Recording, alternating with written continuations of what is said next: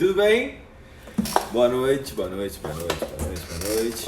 Tudo bem com vocês? Nós estamos aqui na nossa live monstruosa. Deixa eu só acertar a câmera aqui. Estamos aqui na nossa live monstruosa número 2. Opa, deixa eu escrever aqui. Na nossa live monstruosa número 2 de hoje, eu tinha combinado com vocês o seguinte. Eu vou falar sempre do que vocês colocarem de sugestão lá no Stories, tá? Então vai ter sempre a pergunta lá no Stories pra vocês. E aí quem responder a pergunta do Stories, eu vou fazer a live sobre esse tema, beleza? E a live de hoje foi o seguinte, algumas lives já estão com título e data definida, outras não. Então quando vocês dão a sugestão, ela vai para uma dessas que vai ser para frente, que eu vou ter que preparar, ou vai ser na de hoje. Então se você deu essa sugestão para hoje, parabéns, você foi contemplado. Se você não deu a sua sugestão e ela não foi atendida hoje, aguarde no local, entendeu? Porque eu também não estou aqui para fazer tudo o que você quer, né? Vamos lembrar, né, que eu também tenho direito de escolha e eu posso falar do que eu quiser também, né? Que é uma parte importante que vocês saibam. Só limpar meu óculos aqui. Então é o seguinte, galera. Como vocês sabem, alguns de vocês já sabem, eu estudo muito habilidades palpatórias, né? Então, por isso que me pediram, sugeriram esse tema. Vou deixar aqui o meu caderninho das lives, o caderninho do Sonic que vocês viram. Então, o tema da live de hoje é como melhorar a sua mão e a aplicação de técnicas de manipulação e de mobilização. Então, vou dar algumas dicas para vocês de como vocês podem melhorar a sua mão para fazer um exame palpatório um pouco melhor, né? Como é que vocês podem fazer para melhorar essa sensibilidade na sua mão e conseguir fazer uma leitura melhor dessa sensibilidade.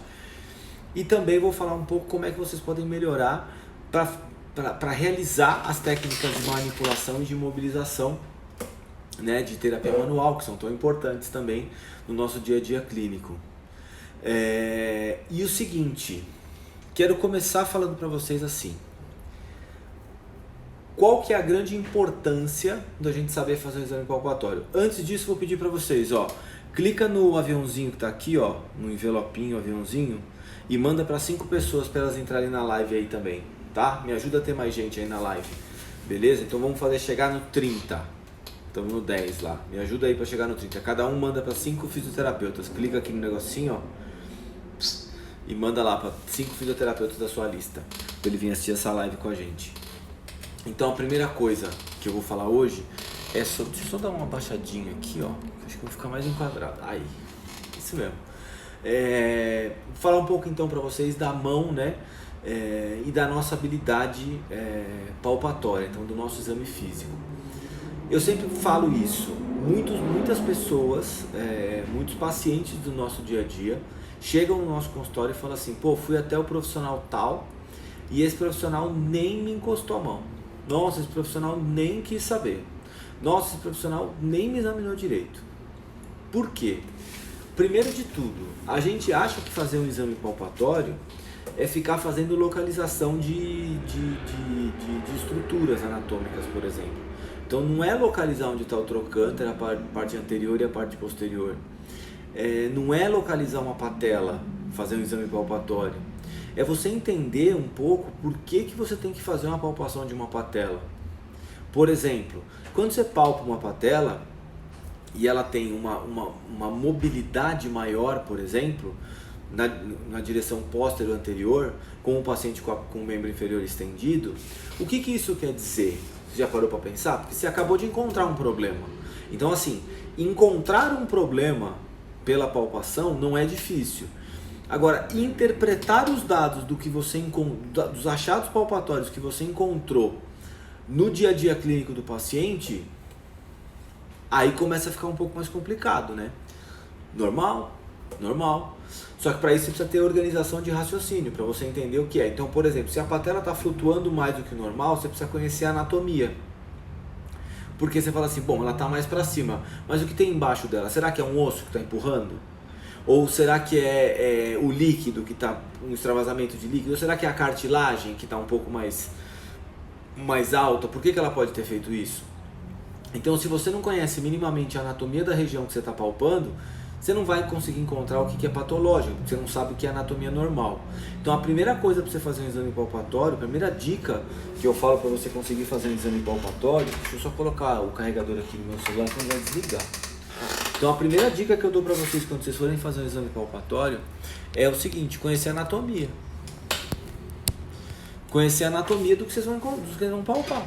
Porque se você não souber a anatomia, como é que você vai pôr a mão no seu paciente? Para fazer o quê? Você não sabe nem o que você tem que encontrar ali. Entendeu? Então, primeira coisa, você quer pôr a mão no paciente, conheça a anatomia da região que você vai tocar. Só que para conhecer a anatomia, você vai precisar estudar nos livros de anatomia, você vai precisar fazer esquema de anatomia, não sei o que. E inclusive isso a gente está fazendo nesse mês lá na comunidade dos monstros. Então não sei quem de monstrinho já está aí na live, mas esse mês a gente tem o mês da anatomia com o professor Carlos Terredor lá na comunidade dos monstros, falando só de como você aprende como você consegue organizar os estudos de anatomia e como é que você faz para você conseguir aprender as coisas na anatomia sem ter que ficar decorando tudo. Então o Carlos está dando um show de aula lá, fica ligado porque no próximo mês tem abertura também para a entrada da comunidade. Agora é o seguinte, falei de conhecer a anatomia, que era a parte importante, beleza. Agora eu vou falar para vocês, e a mão de vocês? Você conhece a mão? Você sabe como é que sua mão funciona? Você sabe, por exemplo, me dizer qual parte da sua mão tem maior quantidade de receptores sensoriais? Ou seja, qual a parte da sua mão que deve ser utilizada para fazer um procedimento palpatório? Você sabe me falar isso? Porque às vezes se você não souber falar como que é a distribuição dos receptores sensoriais da mão, dificilmente você vai conseguir utilizar a sua mão como ferramenta diagnóstica, porque você não sabe, você não tem o manual do proprietário. Então eu vou fazer o seguinte, para você que quer aprender como que é a sua mão e como que ela funciona, você vai fazer o seguinte, ó, eu tenho uma bibliografia de vídeos do meu canal do YouTube para vocês, ó. Então a primeira coisa que eu acho que vocês têm que ver é um vídeo que eu falo da evolução da mão. Tá? Então é um vídeo que é uma live que está gravada lá no YouTube, e nessa live eu falo o seguinte, como que a sua mão evoluiu, por exemplo, porque a mão de um primata, de um chimpanzé, ela tem basicamente a mesma quantidade de receptores sensoriais que a nossa. Afinal de contas, 98% do DNA nosso é igual ao dele, ou dele é igual ao nosso, como você queira chamar. Então, por causa disso, o que ele faz? Quais as habilidades que ele tem com a mão que a gente desenvolveu um pouco melhor? Talvez a quantidade de receptores sensoriais seja igual, mas será que as áreas de percepção sensorial cerebrais são as mesmas? Aí já não são. Então percebe que eles têm uma distribuição de receptores sensoriais mais ou menos igual, e a gente evoluiu de uma outra forma. Por quê? Porque a recepção dessa informação sensorial nos humanos ela é um pouco diferente, é um pouco mais elaborada. E aí, depois que você olhar esse vídeo, você vai conseguir entender que assim, ó, basicamente, a sua mão ela tem receptores nas palmas das mãos e no dorso das mãos. Então você tem receptores sensoriais nos dois. Nos dedos, começa a aumentar um pouco a quantidade de receptores sensoriais. E na ponta do dedo, na gema do dedo aqui, na falange distal, aumenta mais ainda. E na pontinha aqui, ó, mais ainda. Quer ver? Faz o seguinte, pega alguma coisa que você tenha na sua frente. Eu, por exemplo, tenho aqui o caderno. Então no meu caderno aqui, ó, eu vou fazer o seguinte, eu vou pegar a parte de trás de uma folha que está escrita. Então quer ver, ó? Vou pegar uma folha que está escrita, eu vou pegar a parte de trás dela, só para mostrar para vocês. Aqui, ó. Ó. A folha está escrita aqui, ó. Tá? Eu vou pegar essa parte aqui. Pegar essa parte de trás de uma folha que está escrita. E você vai fazer assim, ó. Primeiro você vai passar a mão inteira nessa folha. E aí você vai fazer assim, ó. Aqui é a folha que está escrita e aqui é a folha que não está escrita. Então você vai fazer o seguinte, você vai pegar a sua mão inteira e você vai passar por trás das folhas que estão escritas e por trás das folhas que não estão escritas. E perceba que com a palma da sua mão, você consegue perceber de olhos fechados qual é exatamente a folha que está escrita e qual não está. Por quê? Porque você consegue sentir essas ranhuras do papel, da marca da caneta que foi utilizada do outro lado. E essa deformidade dessas ranhuras que acontece numa folha que foi escrita e numa outra folha que não foi escrita é da ordem de 10 até mais ou menos 70 micra de deformidade. Então uma pessoa que escreve muito leve, ela vai deformar mais ou menos 10 micra a folha do outro lado. E uma pessoa que escreve um pouco mais pesado vai tentar, deformar 100 micra, 150 micra até talvez. Mas a média mais ou menos é entre 60 e 70. E o que acontece? Você consegue sentir com a palma da sua mão, né? Essa diferença no caderno, atrás da folha que está escrita e atrás da folha que não está escrita. Isso quer dizer o quê? Que a palma da sua mão diferencia isso. Agora sabe o que você faz? Pega e usa só a gema dos dedos para fazer a mesma coisa. E perceba que com a gema dos dedos fazendo a mesma coisa, ó, passando a gema dos dedos, fazendo a mesma coisa de um lado e de outro, na folha que não está escrita e na folha que está escrita na parte da frente, o que você percebe? Você percebe mais claramente ainda essas deformidades desses micra da folha aqui.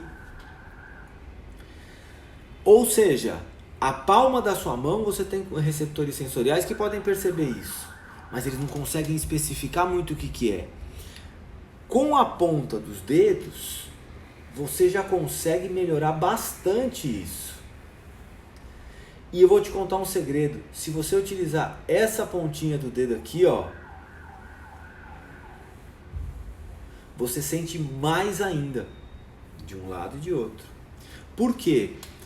Porque a quantidade de receptores sensoriais que nós temos na mão, ela faz uma variação da seguinte forma.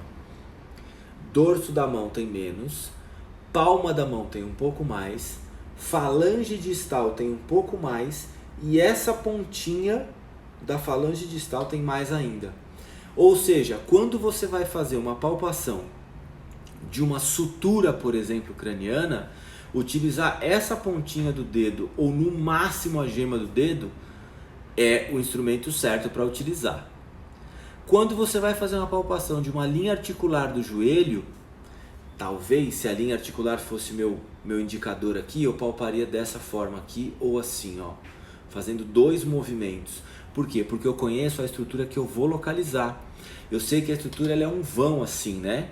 Então se eu quero localizar esse vão e eu palpo esse vão assim e assim, eu consigo delimitar onde ele está. Por isso que eu falei para vocês de conhecer a anatomia. Então assim, fazer um exame palpatório não existe a possibilidade sem você conhecer bem a anatomia e sem você conhecer a sua mão.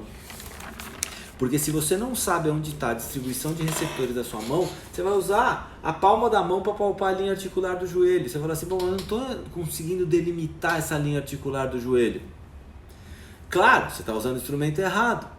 Então assim, se você quer utilizar a sua mão da forma correta, você precisa minimamente saber como é a distribuição dos receptores sensoriais na sua mão. E como que essa mão evoluiu ao longo do tempo até chegar nesse instrumento sensacional que a gente tem. Porque esse instrumento sensacional, ele faz o seguinte. Uma das coisas que a mão faz que eu acho muito louco e muito legal ao mesmo tempo, talvez seja muito louco, por isso que é legal, é o sentido áptico. Todo mundo conhece o tato, né? Todo mundo conhece o sentido tátil e todo mundo acha que a gente vai fazer a palpação, a gente está usando o tato. Mas quando a gente faz a palpação, a gente não está usando o tato. A gente está usando o sentido áptico. Porque quem está usando o tato na palpação é o seu paciente, que está sendo tocado. Aonde o paciente está sendo tocado, ele está percebendo através dos receptores sensoriais dele. Então isso é o tato, ativação dos receptores sensoriais, que são, né, Merkel, Messner, Pacini, Ruffini, tal, e terminações nervosas livres. Então são todos aqueles receptores sensoriais lá da pele, cada um com a sua função, com a sua deformidade específica, não sei o que, e ativados. Isso é o sentido tátil, certo? Então quando você toca o seu paciente percebe que está sendo tocado pelo sentido tátil dele, só que você como fisioterapeuta não está utilizando o sentido tátil. Você como fisioterapeuta está utilizando o seu sentido áptico. E o seu sentido áptico é uma via de mão dupla. E por que eu faço questão de explicar do sentido áptico? Porque, de novo, faz parte do seu instrumento de avaliação. Ele vem com o aplicativo áptico. Entendeu? E esse instrumento vem com um aplicativo que é o aplicativo áptico. E esse aplicativo áptico serve para funcionar numa via de mão dupla, que é numa via sensorial e numa via motora ao mesmo tempo. Então eu tenho uma informação que chega no cérebro via sensorial e tenho uma informação que sai do cérebro via motor. Então eu tenho aferência e tenho eferência ao mesmo tempo funcionando como fisioterapeuta quando estou fazendo uma palpação da linha articular do joelho do meu paciente. Por quê? Agora vamos entender. De novo, olha a linha articular lá, tá? Então meu dedo aqui, a linha articular. Então aqui eu tenho o fêmur, aqui eu tenho o platô tibial, certo? Quando eu vou buscar a linha articular, o que eu sei? Eu sei que ela é uma linha na parte inferior do fêmur e no platô da tíbia, que é um pouco mais pontiagudo. Então eu preciso encontrar uma estrutura um pouco mais pontiaguda para conseguir chegar na região que eu quero, que é a linha articular do joelho. Eu sei que essa linha articular do joelho fica mais ou menos no meio da linha da patela. Então eu vou encontrar a patela, vou bordear a lateral da patela, vou pegar mais ou menos no meio dessa lateral da patela, bilateral, e eu vou passar o meu dedo dessa forma, para cima e para baixo, ou para um lado e para o outro, fazendo um sinal de cruz. Por quê? Porque a estrutura que eu quero delimitar, se eu fizer um movimento lateral, eu vou sentir o platô tibial, e se eu fizer um movimento para cima e para baixo, eu vou ter certeza que eu estou no platô tibial. Porque sempre que eu vou fazer um procedimento palpatório, eu tenho que fazer em 3 etapas. Pega o caderno e anota as 3 etapas. Você nunca mais vai esquecer na sua vida como é que você faz um procedimento palpatório. Então presta atenção. Procedimento palpatório se faz em 3 etapas. Você faz com detecção, amplificação e interpretação. Beleza? Anota aí. Detecção, amplificação e interpretação. Se você não seguir essas 3 etapas, você tem uma chance muito maior de errar. E o exame palpatório é um dos exames que é mais mal feito que eu já vi. Porque eu já vi gente falando assim, estou no platô tibial. E aí você vai ver a pessoa tá palpando, sei lá, o maléolo, sabe? Uns bagulho assim. Ela tá tipo 3 centímetros mais baixo que uma possível altura do platô tibial. O que mostra? Mostra que essa pessoa não é que ela não sabe a anatomia palpatória. Ela não sabe a anatomia. É como eu falei para vocês, não adianta você saber como é que funciona a sua mão se você não tem o conhecimento básico da anatomia para conseguir imaginar tocar o lugar certo, porque você não tem visão de raio-x. A não ser que eu tenha aqui na minha live, nesse momento, o Superman. Se eu tiver o Superman aqui na live, que se manifeste agora, porque para você essa dica não vai servir. Porque você tem a visão de raio-x. Você olha e você consegue ver através da pele do paciente. Agora, para todas as outras pessoas que estão aqui na live, que não são Supermans e não têm esse poder, a gente precisa fazer o quê? A gente precisa utilizar a nossa ferramenta da melhor forma possível. Então a gente precisa fazer o seguinte. Eu tenho lá o platô tibial e o fêmur. Eu vou palpar em 2 sentidos, ó. Nesse sentido e nesse sentido. Vamos lá. Eu vou palpar nesse sentido superior e inferior. O que eu tenho que fazer? Eu tenho que parar num acidente ósseo. Então eu fiz uma detecção. Quando eu paro nesse acidente ósseo, eu vou bordear o meu dedo para tentar delimitar esse acidente ósseo. Então isso aqui é a amplificação. Então eu fiz a detecção, fiz a amplificação, bom, realmente isso aqui está com cara de ser o fêmur. E aí eu vou fazer a interpretação. Percebe? Platô tibial, vou lá, percebi uma protuberância do platô tibial. Ah, ó, pode ser aqui. Amplificação. Percebeu que mudou o movimento da mão? Ah, sim, realmente estou no platô tibial. Entendeu? Então, quando eu vou fazer um procedimento palpatório, se eu respeitar detecção, amplificação e interpretação, essas 3 etapas super simples, eu consigo com facilidade minimizar o meu erro. Agora, dá para não errar? Não. Por quê? Porque você precisa conhecer a anatomia antes. Se não souber a anatomia, fodeu-se. Felizmente é assim que funciona. Sem saber a anatomia, não dá. E mais uma vez, para você saber a anatomia, você precisa saber estudar a anatomia, precisa saber fazer esquema de anatomia, precisa saber entender a anatomia e não decorar, como diria meu amigo monstro Carlos Terredor. Então acompanhe o conteúdo da comunidade dos monstros desse mês, vocês vão ver como é o desafio Charlie Challenge, que ficou muito legal para aprender anatomia. Seguinte,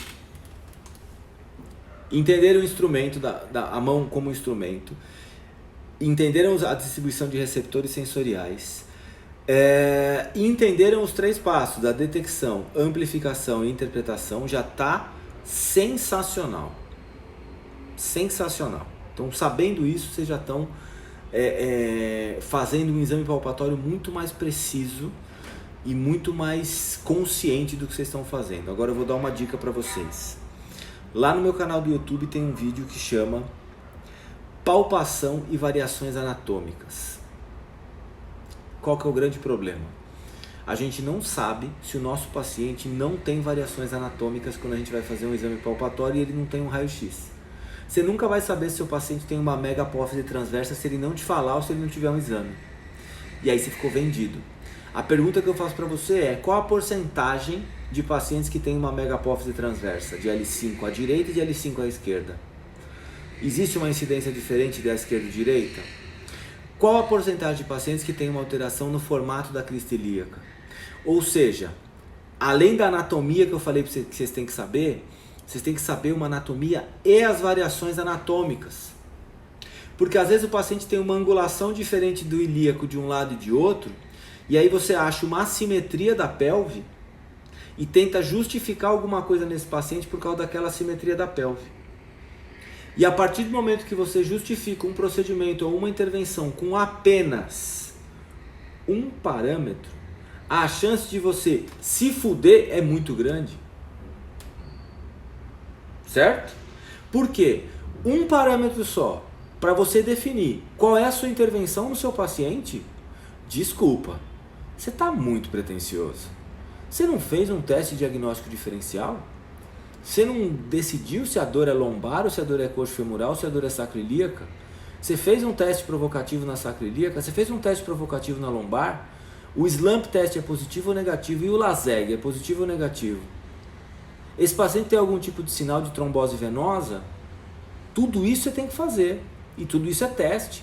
E tudo isso você vai levar em consideração para a tomada de decisão clínica. Agora sim, palpei a crista ilíaca. A direita está mais alta que a esquerda. O que isso quer dizer? Isso quer dizer que a palpação, a crista ilíaca direita está mais alta que a esquerda. E o que isso quer dizer? Que quando você faz a palpação da crista ilíaca, a direita está um pouco mais alta que a esquerda. E isso quer dizer para você o seguinte, que a crista ilíaca direita, ela é mais alta que a esquerda. Deu para entender o que quer dizer? É só isso. Eu não posso afirmar que esse paciente tem uma perna curta direita, uma perna longa esquerda. Eu não posso afirmar que esse paciente tem um ilíaco anterior ou posterior. Eu não posso afirmar nada. Primeiro de tudo, porque a palpação de localização não determina diagnóstico sozinha, nunca e nunca vai fazer. Agora, para você conseguir fazer um teste provocativo na sacroiliaca ou um teste de mobilidade da sacroiliaca, você precisa saber aonde fica a sacroiliaca.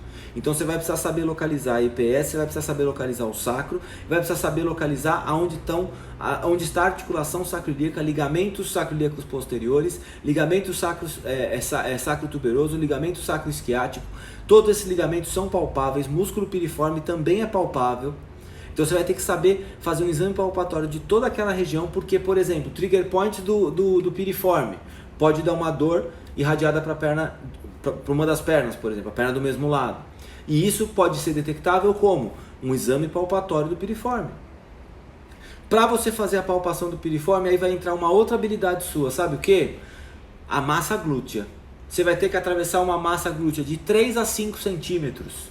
Se for a Graciane Barbosa, eu acho que está batendo 12. Olha, eu queria só mandar um beijo para a Graciane, que o Belo foi preso hoje por tráfico de drogas. Quem diria, né? Coitado do menino. Ninguém deixa ele trabalhar, né? Fazer o quê? Trabalha com a voz, né? E aí foi preso hoje o menino, coitado. Então, falando em Graciane Barbosa, vamos lembrar que quando a gente for fazer a palpação do piriforme dela, você vai ter uns 12 centímetros de glúteo máximo. Mas em pessoas normais, o glúteo máximo vai de 3 a 5 centímetros, com exceção do seu paciente que pode ter prótese também bundal. E a prótese bundal também pode aumentar, ela é colocada por baixo do glúteo, né? Então ela pode aumentar também esse acesso. Agora a pergunta que eu faço para você é o seguinte: quando você vai fazer a palpação desse piriforme desse paciente, você tem que considerar que de 3 a 5 centímetros na pele, você vai ter que aprofundar para chegar no piriforme. E quanto que eu tenho que colocar de força para ser provocativo para um trigger point? Por quê? Vamos lá, né, bonito e bonita? Presta atenção uma coisa. Se você apertar assim, todos os músculos do seu corpo, você vai ter dor em todos. Você tem trigger point em todos? Não. Então, se você quer fazer um diagnóstico diferencial por palpação, se esse paciente tem um trigger point, o que você vai precisar fazer? Meu amor, você vai precisar saber dosar a força da sua mão. E se você não souber dosar a força da sua mão, você vai achar trigger point em tudo, ou você não vai achar trigger point em nada. E aí, vou mostrar para vocês.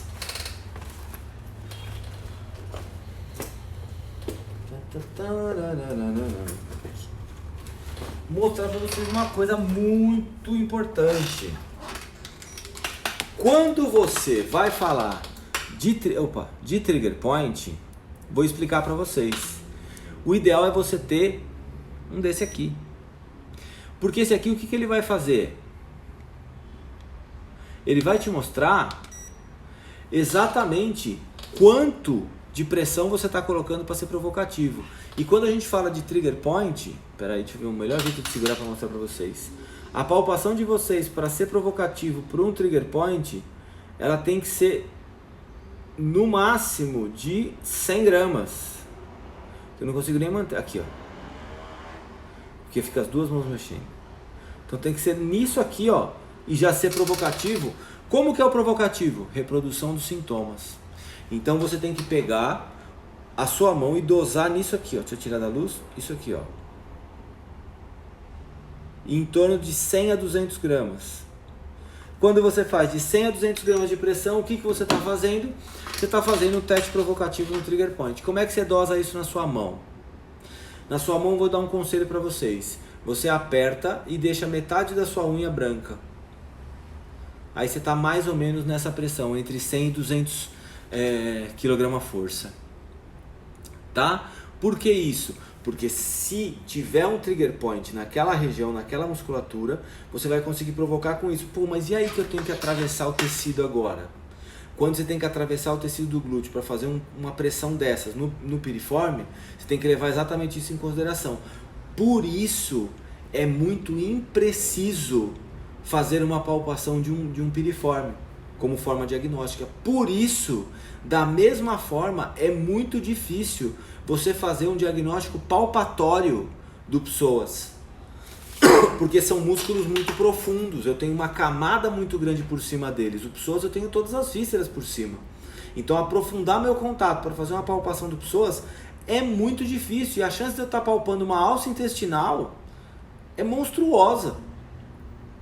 Então aquela palpação do psoas, para mim, é muito mais fácil você trabalhar psoas com contração, relaxamento e alongamento. Na posição do teste de Thomas. Eu acho muito mais fácil, muito mais funcional.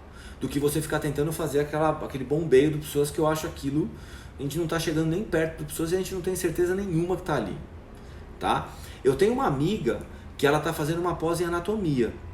E ela falou assim, pô, cheguei lá, fui fazer ela trabalha trabalha e dá aula de agulhamento, dry needling, tá?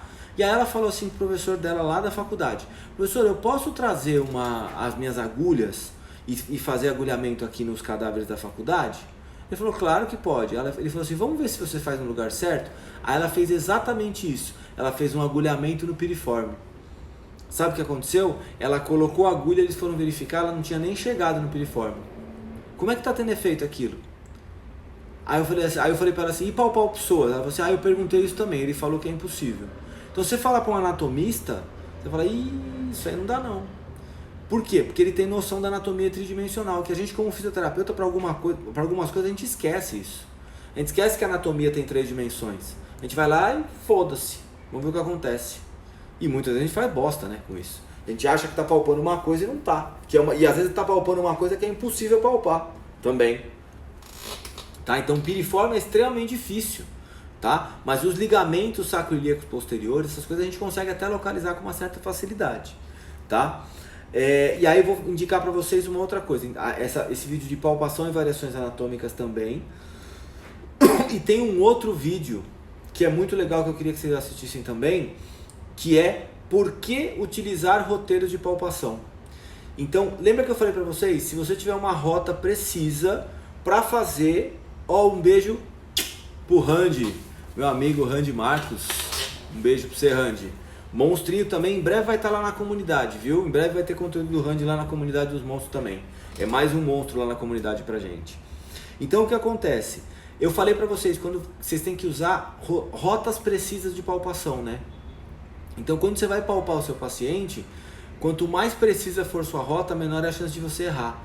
Quanto mais próximo de pontos estruturais ósseos importantes você tiver do seu paciente, mais fácil vai ser você fazer uma palpação precisa e que componha bem o seu diagnóstico com uma boa confiabilidade.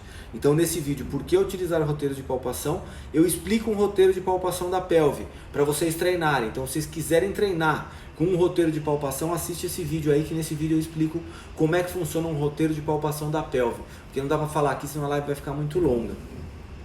E o último vídeo que eu vou recomendar para vocês é um vídeo que eu gravei recentemente, que eu gostei bastante, que é um vídeo que eu falo da importância do toque terapêutico. Então, como é importante a gente saber utilizar o toque como ferramenta diagnóstica pra gente. Então, os vídeos que vocês têm que ver: a evolução da mão, palpação e as variações anatômicas, por que utilizar roteiros de palpação e a importância do toque terapêutico, tá? Então são 4 videozinhos para vocês olharem depois dessa live aqui, para vocês aprofundarem um pouco em cada uma das coisas que eu acabei pincelando aqui nessa primeira parte. E agora, lembra que a live tinha 2 partes. A primeira parte era como melhorar a sua mão. Então, como melhorar a sua mão foi até agora. E a segunda parte e como eu posso melhorar a aplicação de técnicas de manipulação e de mobilização no meu paciente. Como eu melhoro a minha mão como instrumento agora de tratamento. Porque até agora eu falei a mão como instrumento de investigação. Só que agora, quando eu vou utilizar minha mão como instrumento de tratamento, vou pedir um tempinho para vocês. Primeiro porque eu vou tomar uma água.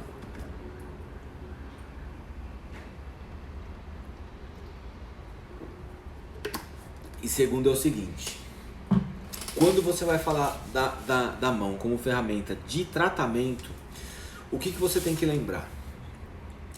Você tem que lembrar que não é só sua mão que vai tratar.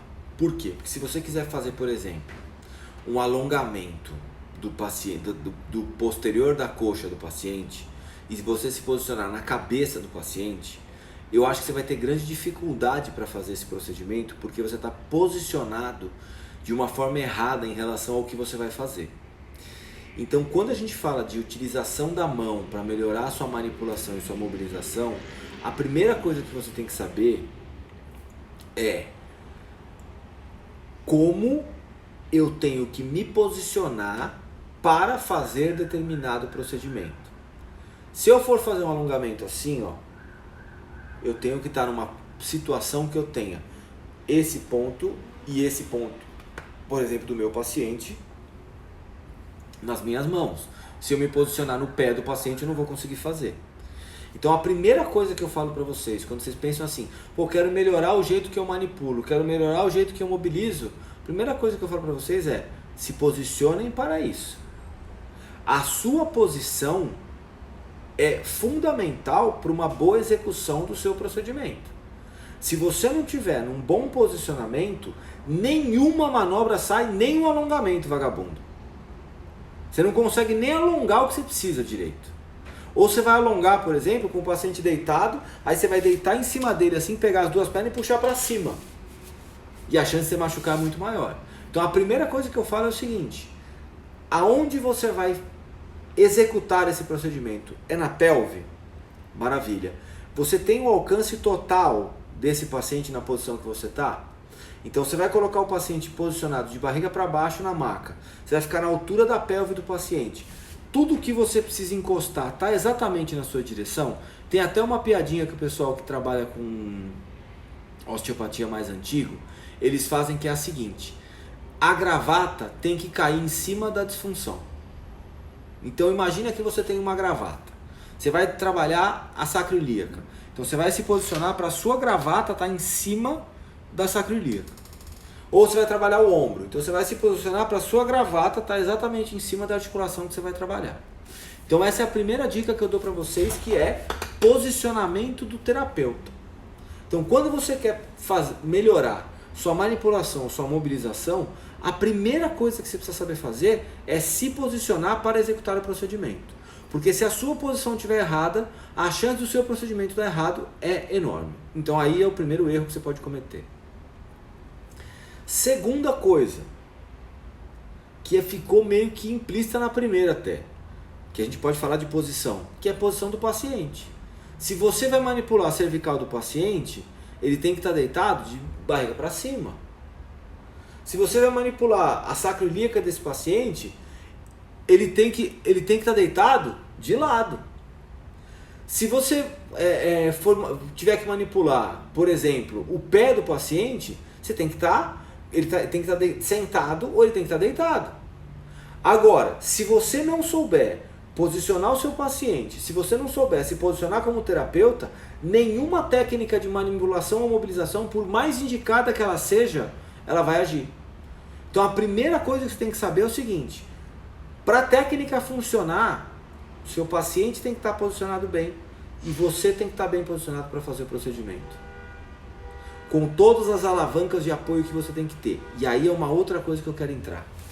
Envolve fazer mobilizações e fazer manipulações. Eu não sei se vocês têm essa experiência, mas assim, ó, todas as pessoas que eu conheci até hoje que trabalham com manipulações e com mobilizações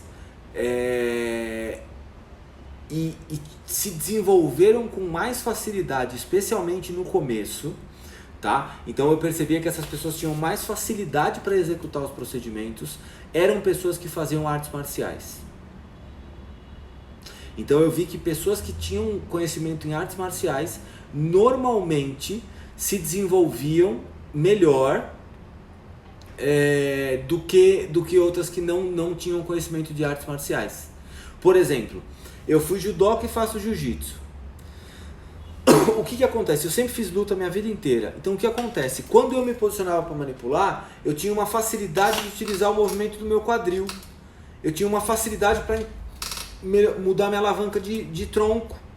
Eu tinha facilidade para me posicionar de algumas formas. Por quê? Porque era um movimento que era natural para mim em determinadas lutas.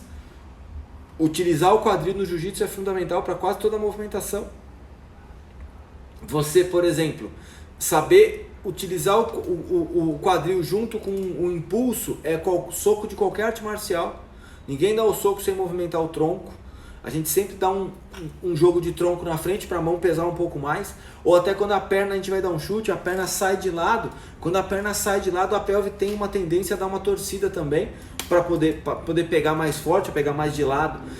Então, quem faz arte marcial tem uma noção de corpo. E outra coisa também, não é só arte marcial. Eu dei o exemplo porque a arte marcial é mais palpável para mim, tá? Então, pro meu entendimento de corpo, a arte marcial faz muito sentido. Mas, por exemplo, eu tenho certeza, e eu nunca tive esse... Não, já tive algumas alunas bailarinas. tá? E tive um aluno, inclusive, também que era bailarino. Eles tinham uma certa dificuldade em colocar o impulso, na força. Mas as alavancas eram muito boas, porque eles entendiam de posicionamento de corpo. Entendeu? A Bruna, né?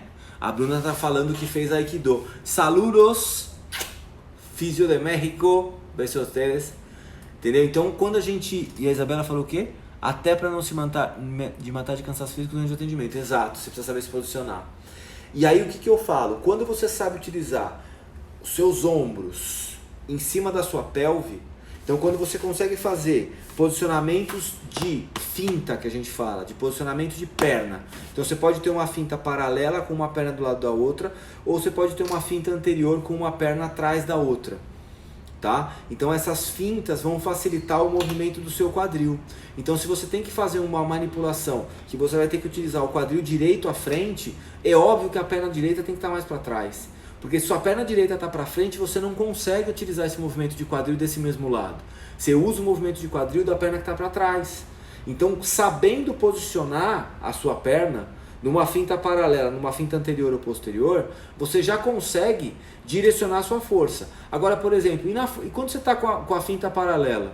Quando você está com a finta paralela, a chance de você fazer movimento é nesse plano aqui, ó. Então, por exemplo, algumas mobilizações de Maitland, eles utilizam a finta paralela porque eles fazem um movimento com a cabeça para mobilizar a vértebra aqui na PA, né, posterior anterior. E quando você vai fazer o lateral também, você faz um movimento de corpo anterior posterior. Então, em algumas técnicas de mobilizações, a finta é fundamental para você conseguir fazer essa mobilização bem. Por exemplo, quando a gente vai fazer o volante pélvico do Maitland, a gente faz uma finta anterior, por quê? Para poder usar o jogo de ombro, para fazer esse volante pélvico do meio, para articular a sacroiliaca. Ó, a Caroline tá falando o seguinte, eu ponho aqui para baixo que fica no preto da camiseta. Ó. Sou bailarina e tenho facilidade de ter consciência, ela falou coincidência corporal, mas eu acho que é consciência corporal para manipular. É bailarina também, porque bailarina, eu vou falar um bagulho pra vocês. É treino de gente grande, não tá dançantinho. Quem treinou balé mesmo, puta, é cansativo demais. Que é isso? É atleta de alto nível, e ainda tem uma exigência de perfeição absurda, porque o balé é aquela coisa, né, perfeitona. Eu não curto balé, não sei se dá pra perceber, né, nunca nem assisti um balé, vi pouquíssimas vezes na minha vida, mas assim, imagino que seja uma atividade física do caralho, porque deve cansar bem, viu, mas nunca fiz também. Então, se vocês quiserem me convidar para uma aula de balé, eu vou, para conhecer. Então o que acontece? Finta paralela ou finta anterior muda totalmente o seu jogo de quadril. Então saber utilizar a finta certa para o procedimento certo já vai mudar muito. Posicionar o seu paciente certo já muda pra cacete. Posicionar o seu corpo certo, puta.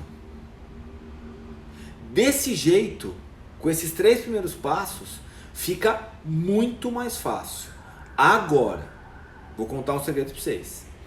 Se vocês tiverem esses 3 primeiros passos e vocês não conhecerem biomecânica, pode esquecer esses 3 porque não vai adiantar para porra nenhuma. Porque é o seguinte, quem sabe fazer boas mobilizações e quem sabe fazer boas manipulações?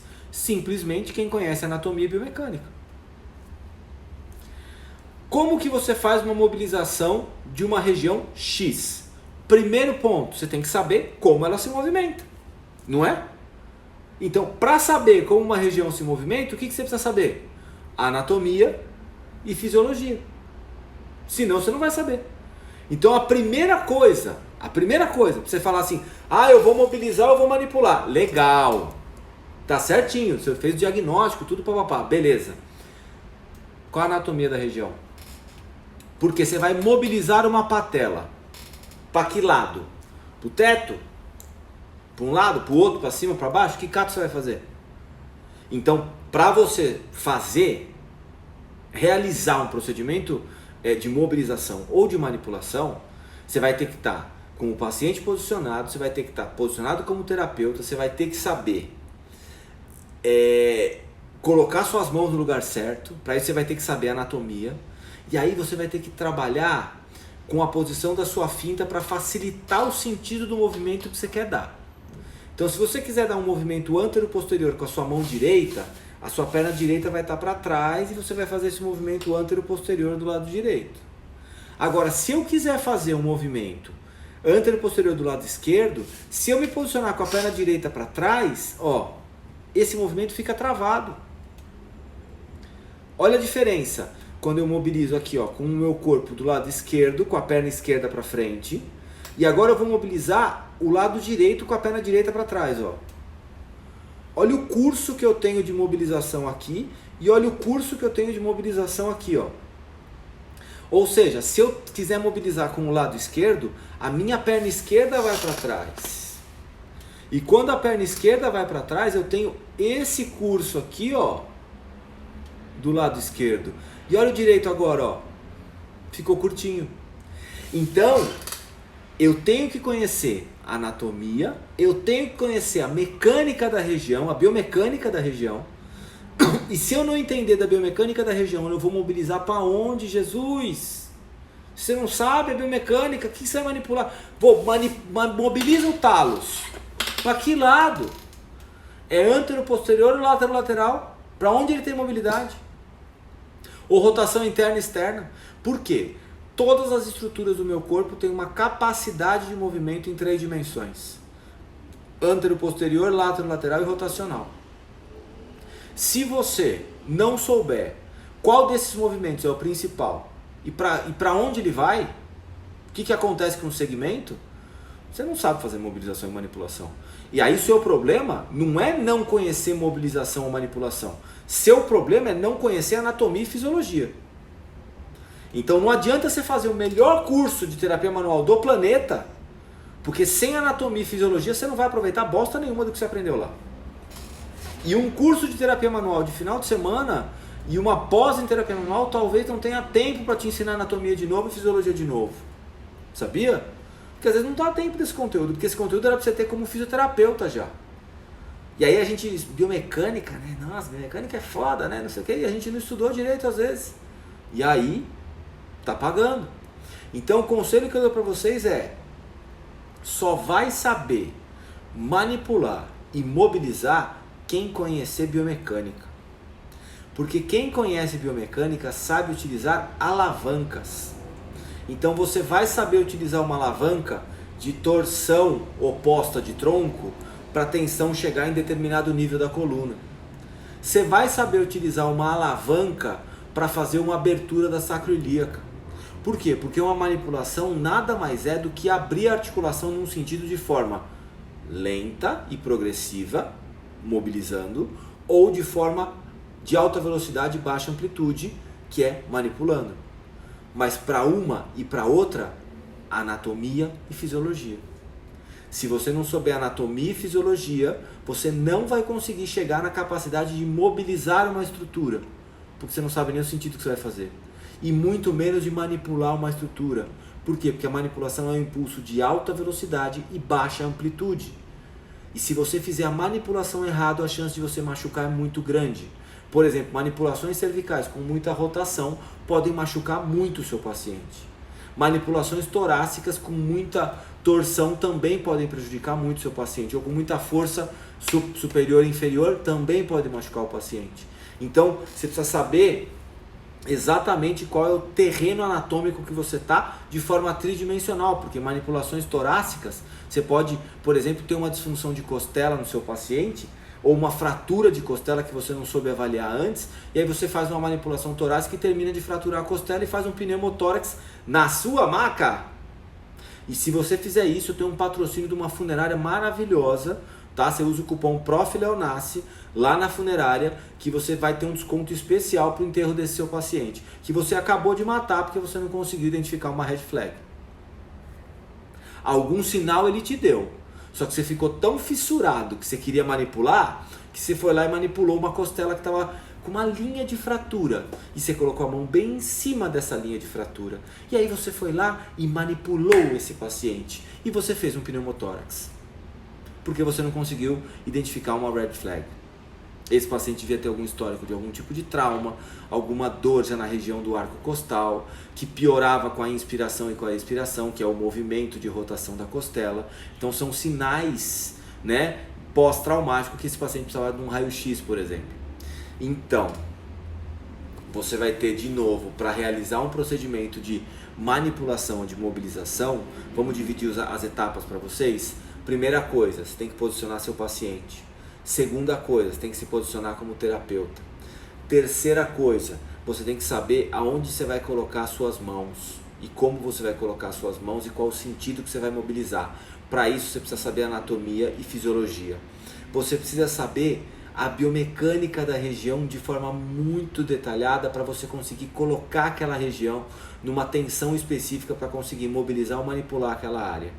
E aí você precisa saber executar o procedimento de manipulação, que é o mais simples de todos, porque envolve todo aquele gestual corporal que eu brinquei com vocês falando das alavancas, que vai vir do quadril, vai vir do ombro, vai vir da cabeça, depende do que você vai fazer e depende da parte da mão que você vai utilizar, porque em algumas técnicas de terapia manual se utiliza muito contato pisiforme, outras técnicas se utiliza os bordos da mão, os calcanhares da mão, tá? Outras técnicas vão utilizar outras posições de mão também, tá? Então contato pisiforme aqui, ou vão utilizar o V-Space, depende da técnica que você vai utilizar, da região, ou vai utilizar contato pisiforme, ou vai utilizar o que mais que pode ser. Basicamente acho que é isso. Algumas técnicas miofasciais a gente utiliza essa parte aqui, ou às vezes até o cotovelo, mas aí é mais miofascial, não é de mobilização e manipulação. Ou seja, você precisa... Vamos responder a pergunta da live de hoje. Como podemos melhorar? Eu vou fazer a pergunta para vocês que assistiram a live aí, e eu quero saber o seguinte, o que vocês aprenderam de tudo isso? Então eu vou fazer o seguinte, assim que acabar essa live, eu vou colocar lá no Instagram o que vocês aprenderam com a live monstruosa de hoje. Dá um print da minha cara e me manda aí para eu poder ter a imagem, porque eu nunca tenho a minha imagem. Então dá uns prints da minha cara aí que eu preciso botar lá depois. E aí vamos fazer o seguinte, eu quero que vocês respondam a pergunta. Então cada um vai escrever uma coisa lá. Então, como você pode melhorar a sua mão e a aplicação das técnicas de manipulação e mobilização? Eu quero saber o que você aprendeu dessa live de hoje. Então, como é que você organiza esse raciocínio aí dentro da sua prática clínica? Eu quero que você coloque na prática clínica a partir de amanhã, porque a live monstruosa é para isso. É para te dar o conhecimento para amanhã você já colocar em prática no seu consultório, lá na sua clínica, no paciente que você vai atender amanhã às 6 da manhã, porque vocês adoram atender o paciente na madruga cedinho. E atender um paciente às 6 horas da manhã, eu acho que ninguém precisa. É muito cedo, gente. 8 tá ótimo. 8 é horário bom, dá para tomar café de boa, tal, tranquilo, mas faça como você quiser. Então, nesse seu paciente amanhã, das 8 da manhã, das 6 da manhã, das 5 da manhã, que seja, eu quero saber o que você vai colocar em prática do que a gente conversou aqui.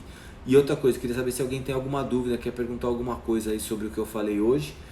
E agradeço muito vocês, que a gente bateu 20 pessoas na live aí, gostei bastante. E continuem dando as sugestões das lives que vocês querem ver, tá bom? Acho que não tem pergunta não, que seja tão... tem um delayzinho, né? Mas acho que vocês não tem pergunta não. Certo?